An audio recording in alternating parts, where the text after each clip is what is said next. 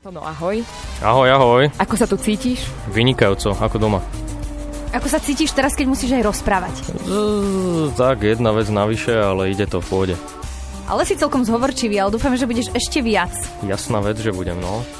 Dobre, tak teraz mám otázku aj na poslucháčov. Počuli ste už niekedy takú motivačnú pieseň, v ktorej klipe si zahrala aj známa slovenská herečka Peťa Polnišová úlohu zúfalej ženy, ktorá sa snaží dostať sa do formy? Samozrejme, že ste tam mohli vidieť a hlavne aj počuť repujúceho tóna. Viete už, o čom je reč? Ak ešte nie, prostredníctvom Rádia Éter máte možnosť túto skladbu počuť práve teraz a už o malú chvíľu tohto mladého umelca vyspovedáme viac.